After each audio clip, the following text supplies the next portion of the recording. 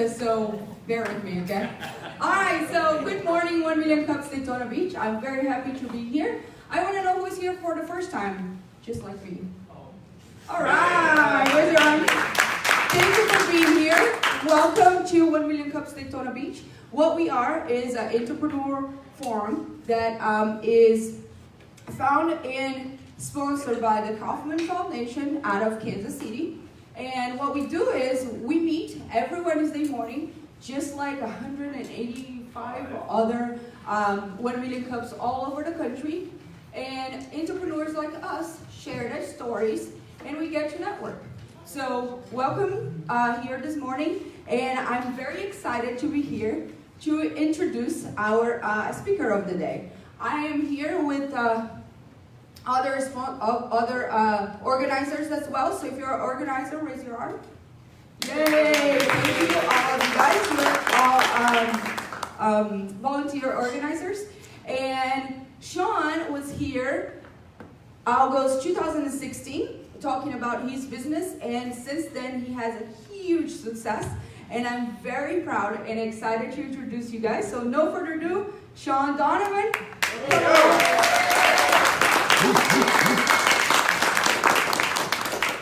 Thanks, guys. I am Sean Donovan, and I am an authorpreneur. It's a little word I coined. It's basically an author who's also an entrepreneur.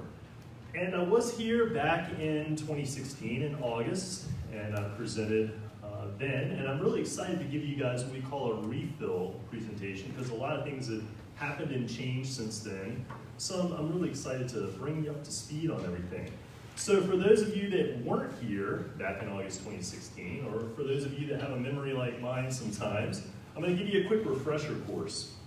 So back in grade school, I was kind of a nerd. Actually, not kind of, I really was a nerd. I read the dictionary for fun, so a lot of my friends were at the pool having a good time. And I'm home reading the dictionary, but it paid high dividends, because one of my early claims to fame in elementary school is I was a countywide spelling bee champion a couple of times.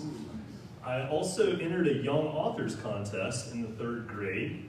I wrote a couple of books, which I still have. So, right? I got the writing bug, just something about putting pen to paper and writing and designing the cover with, construction paper and Elmer's glue back in the day just resonated with me.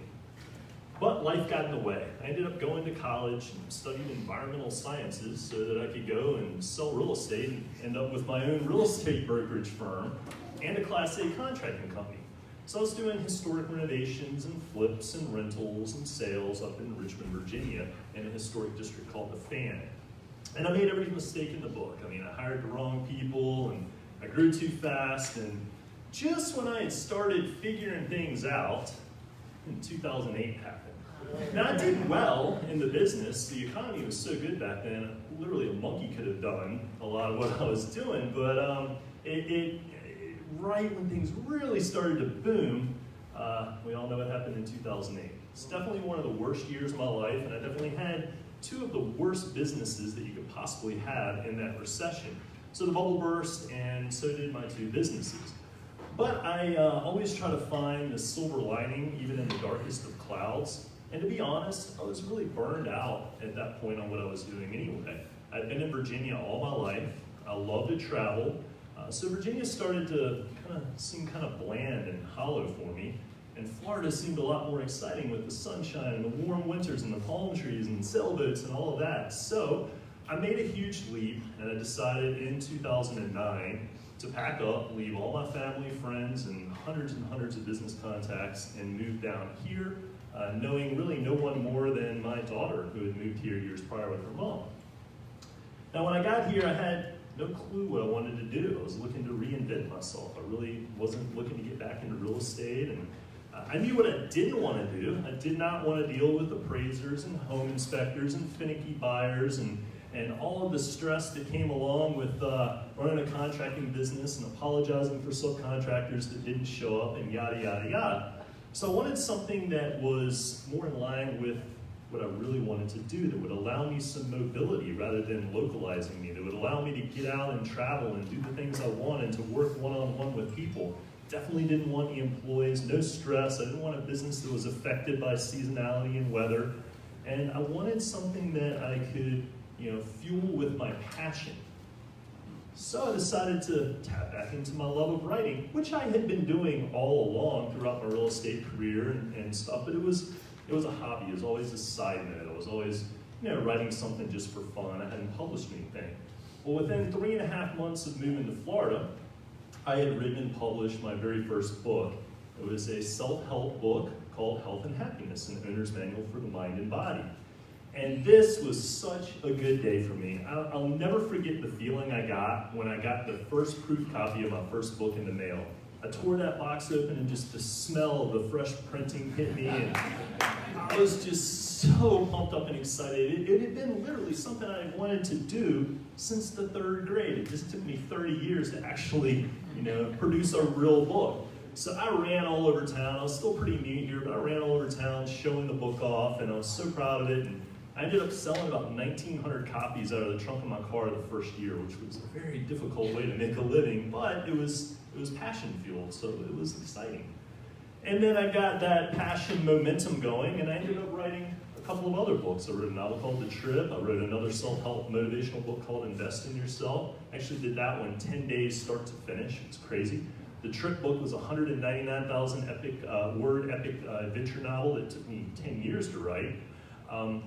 And then the interesting thing happened. The more I started sharing my books with other people, the more other people started expressing interest in writing books of their own.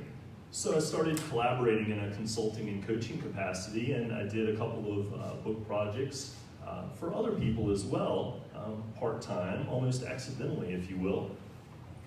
And then I got together with a good friend and colleague of mine, Dr. Kevin Snyder. And over some drinks one night, Kevin and I started talking, and Kevin's an author of about 12 books. He speaks all over the country, and we got to talking. I said, Kevin, do people express interest in writing books to you when they, find out you're an author? It's like, Sean, all the time, at least half the time. So we put our heads together, and we're like, there's definitely a business here. So literally on a napkin in a bar, we came up with this concept for the book, a recipe for writing and publishing your own book, literally a cookbook for books. So we wrote this book, and we knew there was a business model there. So Kevin would go on to start a publishing company up in North Carolina, and we collaborated on a lot of projects. And my big thing, the direction I wanted to head at that time, and this was right about the time that I presented in August of 16, was I wanted to do author retreats. Now you hear about yoga retreats and all this, and I thought, how cool would it be to take 12 aspiring authors to a tropical island and totally immerse them in an experience that would be very conducive to creativity with little distractions. And I thought in a week's period of time, I could get them jump-started on writing their book. Now, I had the island already picked out. Anybody ever heard of Water Island? It's the 4th U.S. Virgin Island. It's right in the mouth of the bay in Charlotte, Mali. I've been there 4 times. And I had scoped out all of these interesting activities that we were going to do. Each was going to be tied to a writing prompt. So every day we're going to do 2 or 3 activities, fun, adventurous kind of stuff, snorkeling, hiking, you name it, and it was going to be tied to a writing prompt.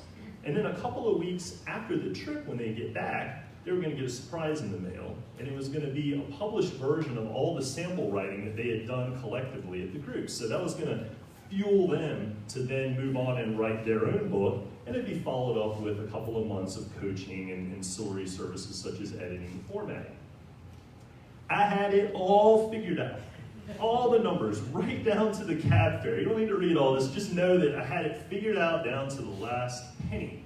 And I was ready to rock and roll. So when I spoke here in August 16, I was ready to throw down the deposit on this cute little bohemian retreat in Water Island. And then, 2 months later, Matthew rolls through town here and wreaks havoc on our little town and Virginia Beach, where I had just renovated a rental property up there. So it got me second guessing for a minute and thinking about things that could be out of my control so far as planning a retreat 6 months to a year in advance on a tropical island. And at the same time, remarkably, I got busy. I started getting all kinds of business just coming my way, coaching clients, etc. And then a year after that, I started to think about the retreats more, and I started to get back on that train of thought. And then Maria and Irma rolled smack through the Caribbean and wiped out the cute little Bohemian retreat where I was going to do the author retreat. So that made me stop and think for a minute. And as I reflect back on my career, probably some of my biggest regrets, and I don't have many fortunately, but the mistakes I did make was when I wasn't listening to the signs. And sometimes there are glaringly obvious signs in our faces that we just don't see. So I try to pay attention to everything now and why it happens and what the reasons behind it are. So after some deep contemplation, I started looking at the business model that had emerged, in spite of not doing this author retreat. I had a good host of coaching clients. I had pretty much maxed out the number of clients that I wanted to work with at any one time.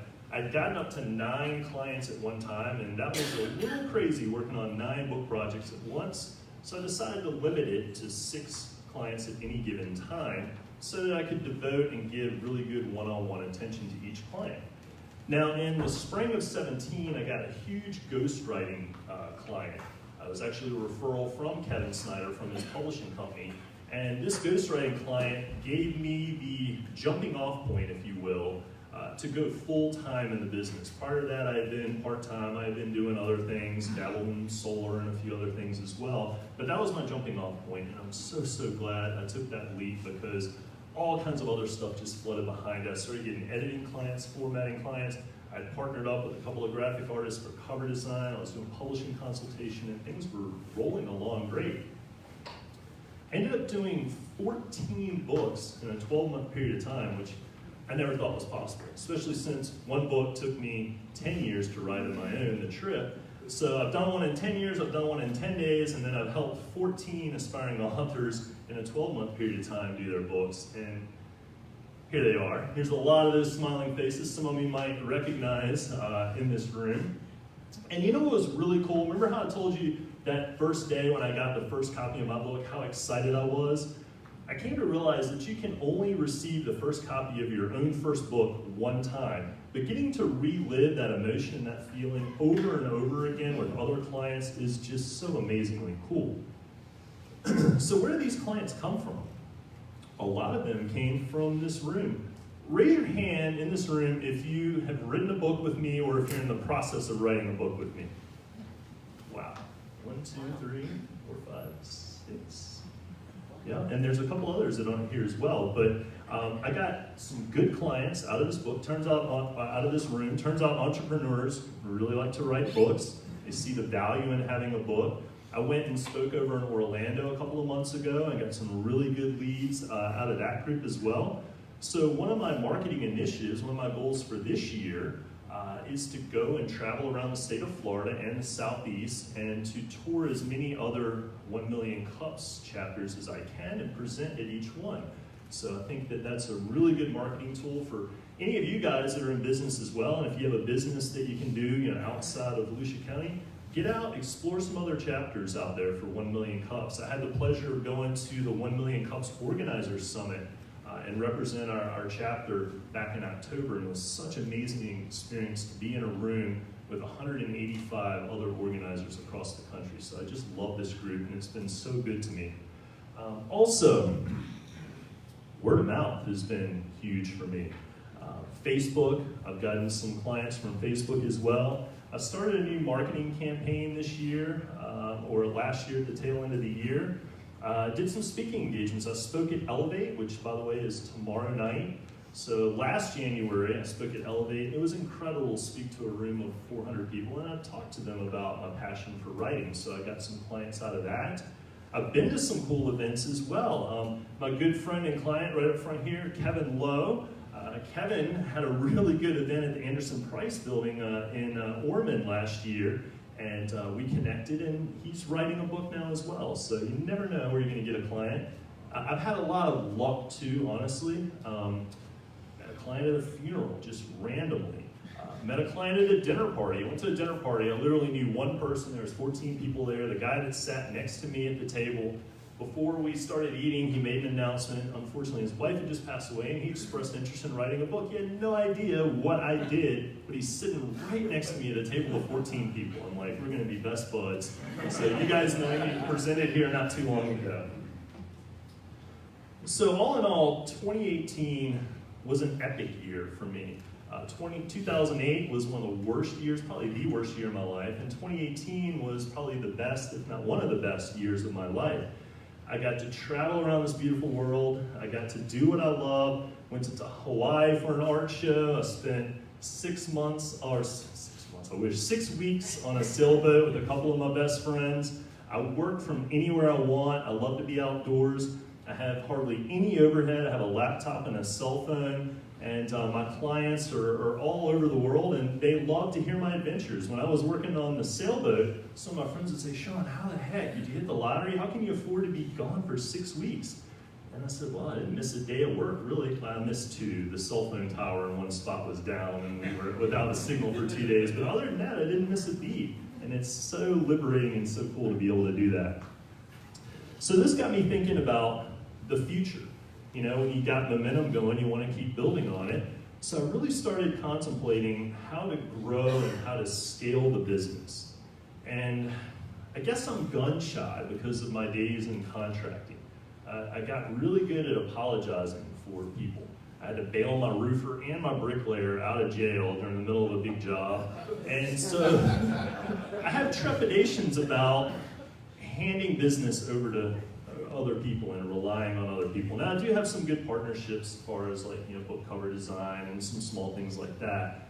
But so far as really growing and expanding and working with a large number of clients, I started thinking, I wonder if I could work with the same number of clients or less, but make more money. So I started really studying the market, and I realized I had a lot of latitude left so far as where my prices were now versus where I could be.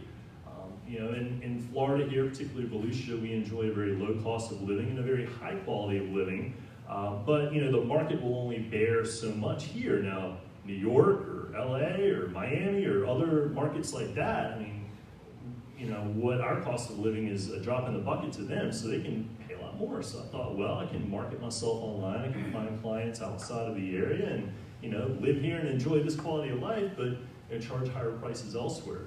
So I was able to do that. I was able to increase my prices almost 4-fold over the course of the last 2.5 years, and I've still got some room to go so far as what a lot of my competitors are doing on a larger scale.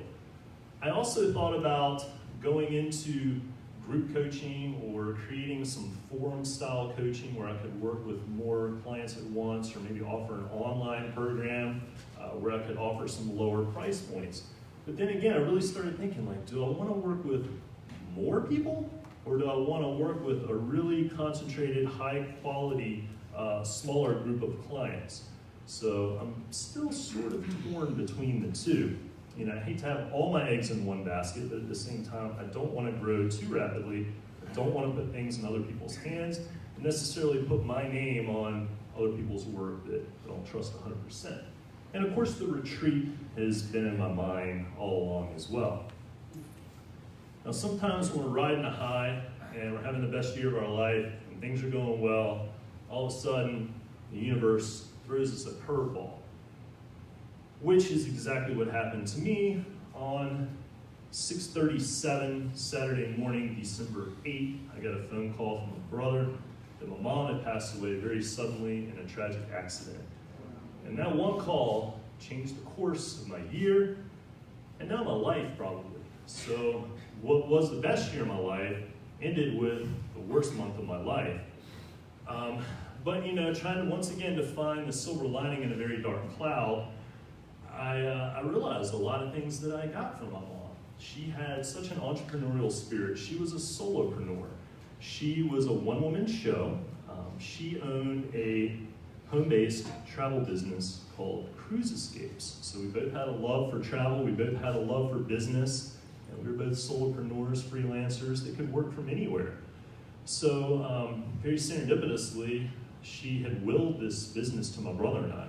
So this is a very new thing for us, and we're really not quite sure what to do. We're trying to figure out the business, and she was very old school in the way she did a lot of things. So we're putting the pieces together, but how crazy is it that Cruise Escapes, and I spent 6 weeks last year cruising. So as much as I'd love to go back to how life was on December 7th, The reality is you can't do that. So I got to get back to the future and focus back on where I'm going to go with the business, focus back on growth. But I can't help but think that maybe, my mom's passing and the cruise escapes business isn't a sign that maybe I shouldn't put some more emphasis back on the retreats now. So I've really been giving that a lot of thought. I love to travel, and I have some resources in place that can allow me to do that. One of the resources that I really invested in last year was I revamped my website. My website had really been stagnant, and it was something that I was more embarrassed of than proud of. But I had not made it a priority because I hadn't had to. I'd gotten business, from other sources, and the website didn't seem to slow me down, but I did invest quite a bit in the website last year, and I'm very proud of it, particularly my testimonials page. So if you guys get a chance to browse that, the testimonials page is just a testimony to my passion for the business and how much I love working with people.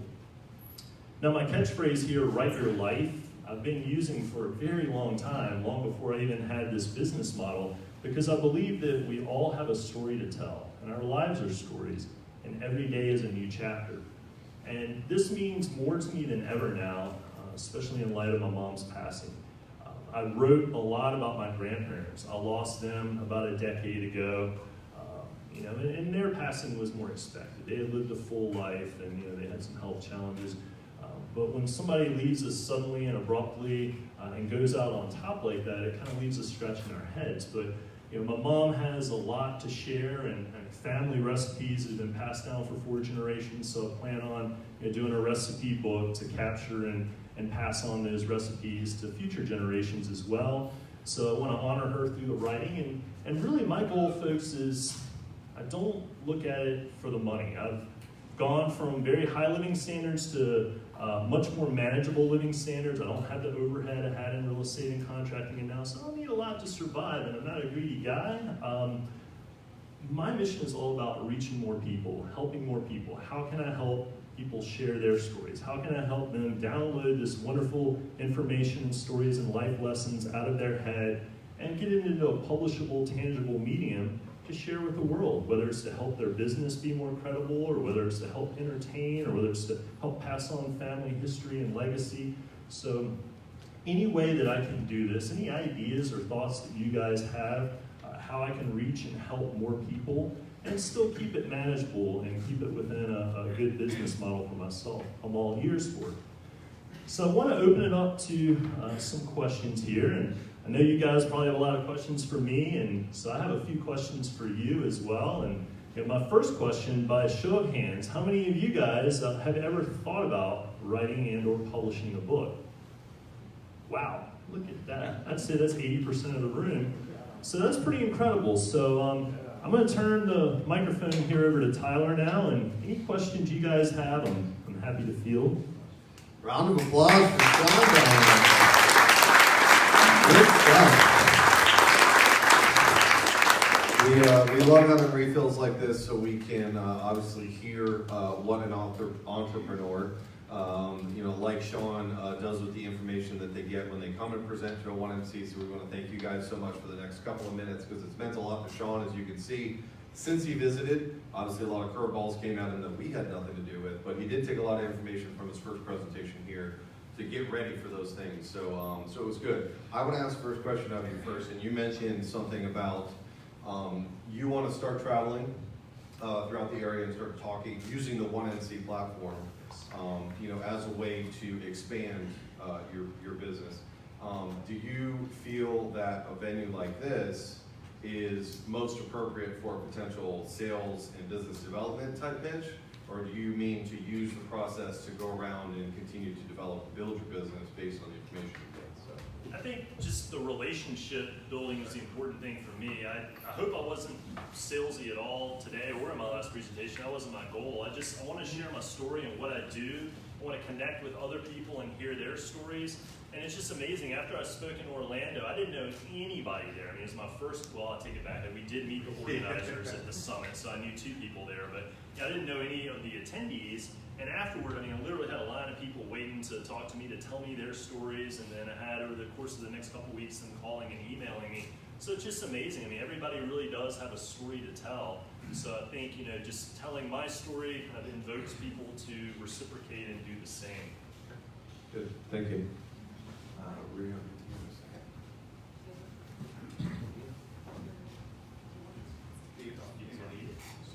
Can you guys hear me in the back without the mic? Yeah. Okay. Steve Keeler, terrific job, absolutely phenomenal. I have one thing that I took out of your presentation that seemed to stand out among everything is you've done something that all of us should be doing, and it's your pursuit of a quality of life. And I'm curious as to when that light bulb went off back when you had the realty business and the building business. When did that moment hit you? Yeah, that's a great story. I'm going to give you the nutshell version. So I was riding pretty high in 2007. I had some unsolicited offers to buy some properties I owned. At the time I had 14 properties, but I had a 10-year goal that started in '99. And I figured in '09 I would wrap it up, sell the two businesses, move to Florida with a lot of money in the bank, and launch my life. And that just didn't work out that way. So I had a moment in 2008 where times were really tight. I just had to let go some really close employees in my contracting business that had been with me from the start. I was taking cold showers because I couldn't afford the gas bill in the place that I was living at the time. I had 14 mortgages over my head and workers' comp that wouldn't go away, and it was very stressful times. And I was blowing off steam by going to the gym. The gym was about 3 miles from my house. I would work out late at night. I hadn't eaten very well recently, just stress was ransacking me. I was in the sauna after a workout right before they were closing, and the room started closing in. I started seeing dots in my ears. I could hear my pulse in my ears, and I had the wherewithal to get out of the sauna, literally crawl to the shower, turn on the cold water, laid in the floor for a little while until I gathered my senses. I remember getting dressed. I remember walking to the truck. I don't remember driving 3 miles home. I woke up in the kitchen floor of my home office in a ball. Dogs were in the other room barking. I had the door closed. And my garage door was wide open in the middle of the city with $40,000 worth of tools right there for the taking. I didn't know what had happened. I didn't know whether I had a heart attack, a stroke, an anxiety attack, or what the heck it was, but I was wide awake and alert, and I was just thankful that I was alive. And I told myself right then and there that I was never going to let stress dominate my life or ransack me like that anymore. So that moment right there, the moment in the floor I call it, started the wheel turning in the direction that ultimately led me to make some major moves and end up in Florida here. So.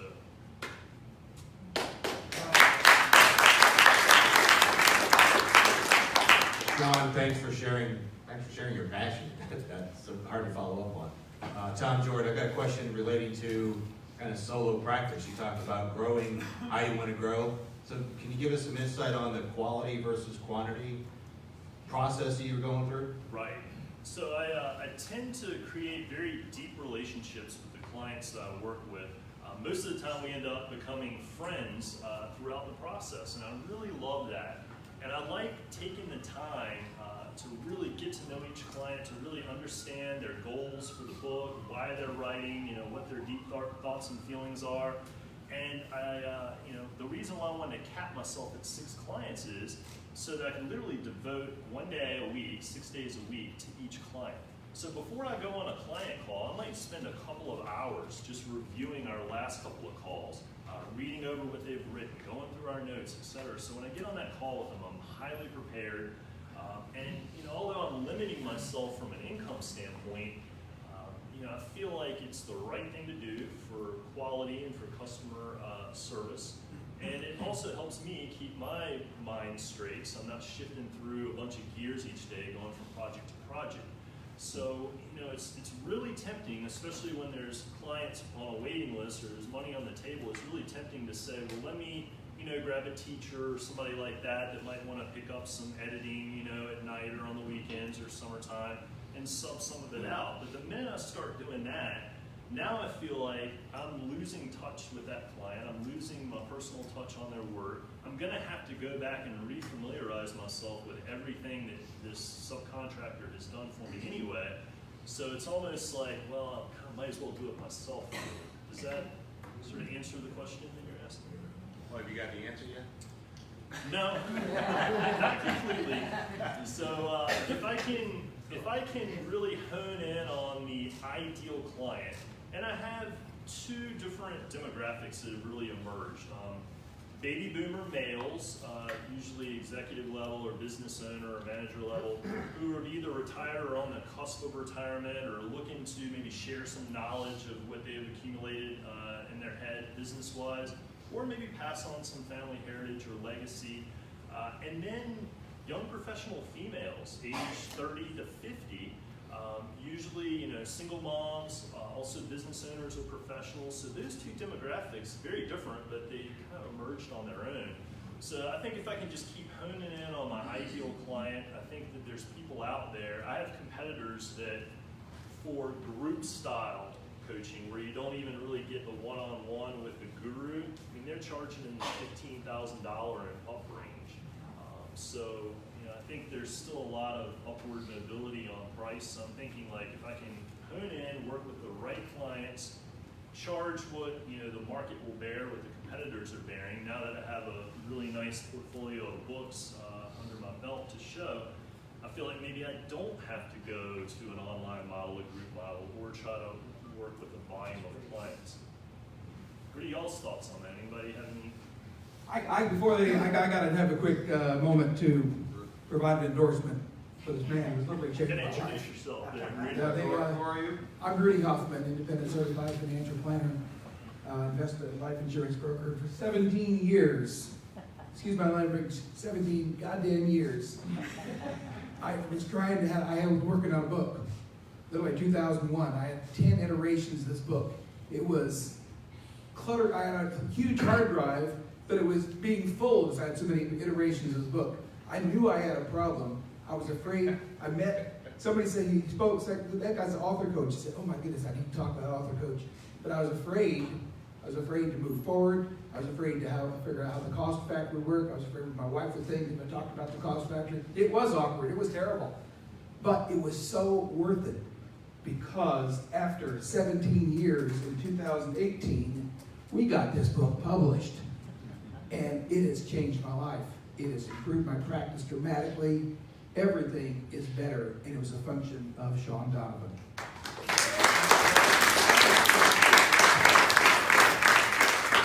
Always nice to get a testimonial. Susie Haynes, Bank of Possibilities. I just wanted to, with your comment about whether you should do the group coaching or not, I think what you need to do is decide exactly what you want, because somewhere during the presentation you said you wanted to be able to touch more people, and definitely group coaching would do that. So, just a thought. Yeah. The challenge I have with group coaching too is that there isn't a one-size-fits-all model. There's a templated system that I use for writing, but every single client I have to do a custom proposal for. So I have to really get to know that client. They have to submit a sample of their writing, and we have to talk thoroughly about their goals and their expectations before I can even do a proposal. So to lump, 5 or 6 different people into one group when none of the people on this table here have been the same so far, I feel like I'm going to have some challenges with that anyway. But here's the interesting thing. Maybe I didn't clarify enough, but when I say I want to touch more people, these books now have the capability to be the messenger. They can each go out and touch millions of people on their own through residuals. I neglected to mention a very important point, a project that I worked on last year with a local client named Diane Michael. Very coincidental, but I did a book called After Mom with her. Her mom passed away when she was 18 years old, and she's been grieving that loss for the last 18 years. So she wanted to write a book to help other people with grief and to cope with the loss of their loved ones. And this book was kind of a bedrock for me over the last month in dealing with the loss of my mom. So this is just an example of how, once that book is done, it can go out and be a messenger to the world and touch a lot of people. Hey Sean, thank you for your story this morning. It's Dr. Villa. Is there a specific genre of writers that kind of gravitate towards you, or a specific genre of topics? And keeping that in mind, have you ever entertained or are you willing to entertain a lot of academic writing? And maybe not you as the academic, but you as the editor to help, well, I'm trying to say is to help facilitate the academic minds to do what Rudy has managed to pull out so efficiently. You see what I mean? Yes, yeah, I would love that, and I think as far as writing goes, what resonates with me personally the most is I love fiction. I love action adventure, I love, traveling, I love writing them when I'm traveling. So, the trip novel that I poured 10 years into really resonated with me. I wrote another novella along the same lines. I have a couple of other books in the works. What I found was there's a lot more money for the author in nonfiction. Reason being, unless I strike a movie deal and make millions off of the trip, they're just going to buy the book for 10, 15, 20 bucks or whatever, and it's tough. You have to sell a lot of volume of books to make, a living, a good living off of book sales. I think it's great that it's residual. I call it mailbox money. But what I found with my health and happiness book, I had the pleasure of mentoring with Mike Panagio from DME. Just happened to be, my buddy Ned Harper was having a round table with him, and I accidentally happened to be at the right place at the right time. End up sitting next to Mike, and in the middle of the meeting, he stopped and asked me, "What are you? Who are you? And what are you doing here?" So I told him, I gave him the best 30-second elevator pitch ever. Told him about the health and wellness book I had just, published, and he's like, "We need to talk." So during this round table, he and I ended up having our own little side discussion. And so I spent a lot of time with him and his marketing genius. And he said, "Sean," he goes, "I know you struggle. You sold 1,900 books. Congratulations." He goes, "I want you to give the book away next year and see what happens." And I was like, "Mike, what are you talking about? I'm already complaining I'm not making enough." He says, "Well, don't you do health and wellness coaching? And can't you facilitate some wellness programs? He said, create a business model around the book, give the book away, and make your money on the ancillary services." So all of a sudden now I'm giving away 10 copies of Health and Happiness. It's costing me, I don't know, 30 bucks or whatever. And I'm getting $3,000 to $5,000 on health and wellness coaching clients.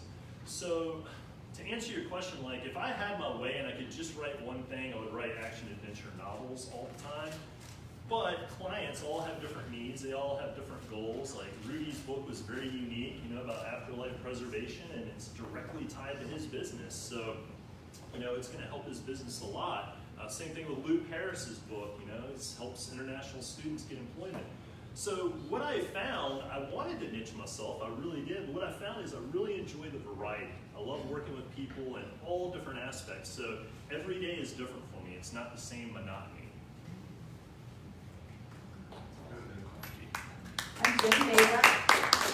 Hey, Jenny. I'm Jenny Nazak, author, one of Sean's authors.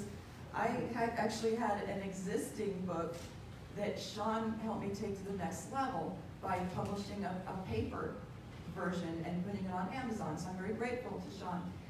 I can attest personally, my book's about reducing one's eco-footprint, but it turned into very much a book about boosting one's quality of life by reducing financial overhead and personal energy overhead.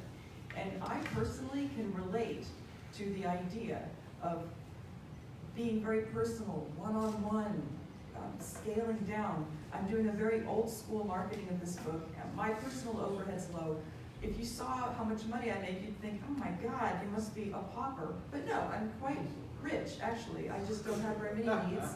And I go down to the post office with 5 copies of my book to mail out, and hey, I get to talk to the postmaster. So I can understand. I love your 1 client a day, 6 clients at a time approach. I think that's fabulous, and I applaud you for pursuing quality and really just enjoying your whole life. Thank you, Jenny. Thank you, Sean.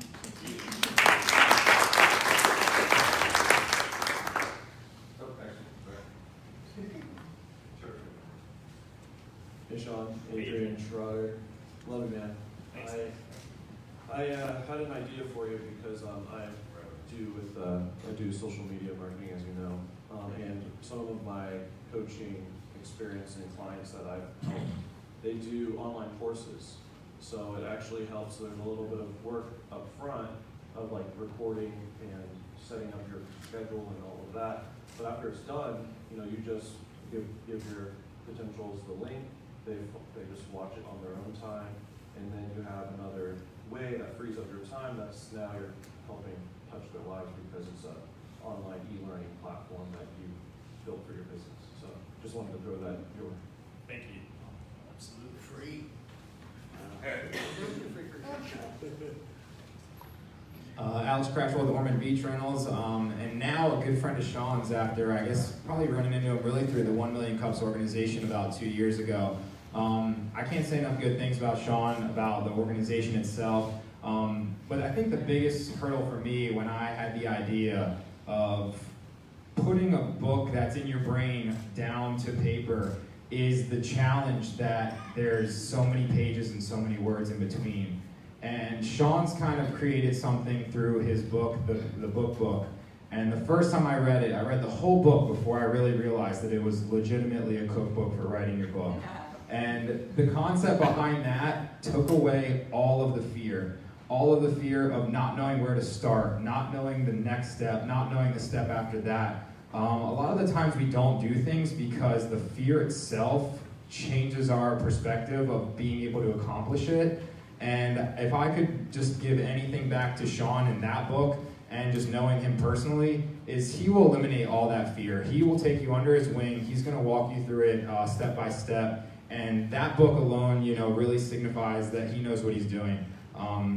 If you read that book, you will write a book. I'm telling you that because it makes it so much more manageable, because you're not killing yourself over the what can't you do. You're figuring out, oh, this is what he did. This is how I can do that. This is how so many other people do the same thing. So really just a testament back to Sean. Great person, great collaborator, great author. I highly recommend him.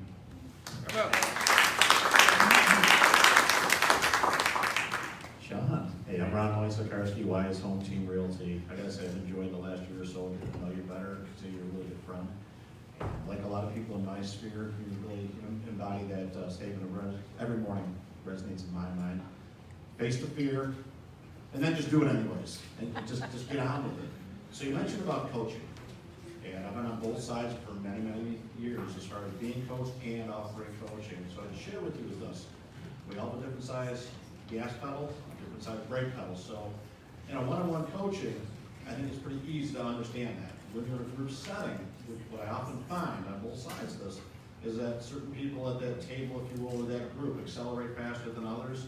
Some will become disinterested and not share as much. Some are being a little more thoughtful, not participating. So you have some overlapping agendas. And it doesn't matter for the group how that happens. It's for you, because this is your business. I would just ask myself, am I okay with overlapping agendas, and how do I respond to that environment? And is that in your line of passion? Because I do believe that you're these days working out of your passion, and I probably wouldn't steer from that. I just want to share that. Thank you. I appreciate that advice. Thank you. Anybody? Thank you, Doug. Oh, no, it's just a card. Questions? Oh, behind Next the question. card. She does.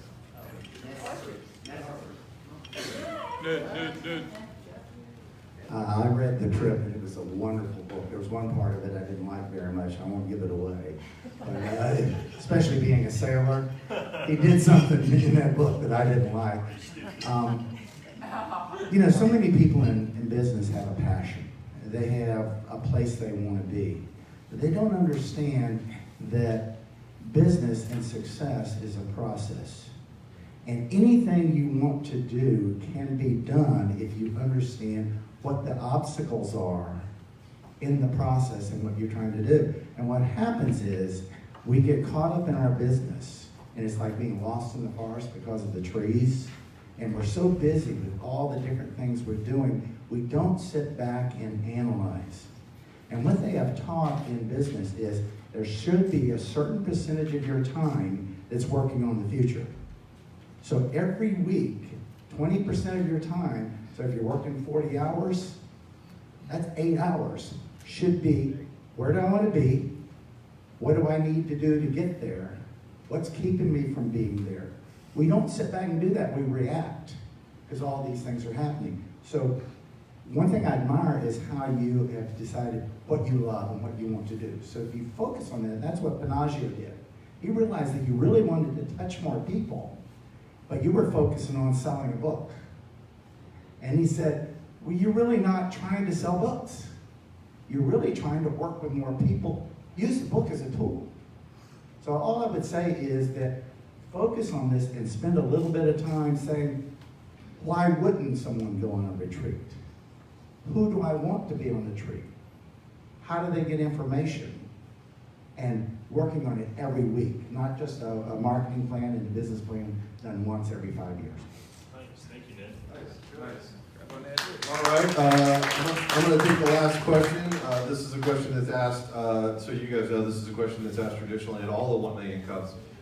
Is Sean, we want to, before we wrap up, what's one thing that we as a community can do to help you today to continue on and move forward? I think just spread the word and spread my story. And if you know someone that has good information to share, a good story to tell, something that could be beneficial to other people, please send them my way. I'd love to at least talk to them. And whether they just buy a copy of my book and they go off and run on their own and write their own book, or whether they engage with me to ghostwrite or coach, I'd love to at least have the opportunity to talk to them. Round of applause, Sean Donovan. Good stuff, good stuff.